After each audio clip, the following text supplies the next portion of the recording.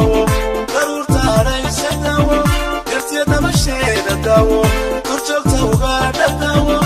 داو داو داو دلكينا بروح داو داو داو داو دلكينا بروح داو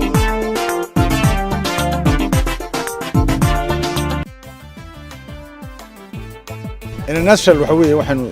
تريبكن وحوي waxaan doonaynaa Soomaaliland inaan ku introduce gareyno ama aan adduunyada u badhigno Soomaaliland waxa ay tahay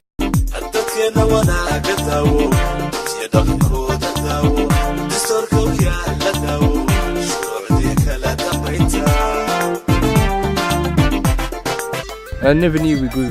fruit festival. How crazy is that? But look at this place. It's a paradise. مسؤولين توسير دور فين تاي وعقلين Somaliland waxa ay ku wargelinayaan dhammaan ka qaybgalayaasha ka soo qaybgali lahaa bandhiga filimka documentary-ga ee ka sheekeynaya taariikhda Somaliland iyo goobaha bilicsan ee Somaliland oo bari oo Jimca habeen dambe oo Sabtida soo gelisoo lagu qaban lahaa Mansour Hotel in bandhigaasi dib loogu dhigay maalinta Jimca habeenka Sabtida soo gelisoo ee 28 bisha April ee sanadkan aynu ku jirno This is probably the most beautiful place in Somaliland, in my opinion.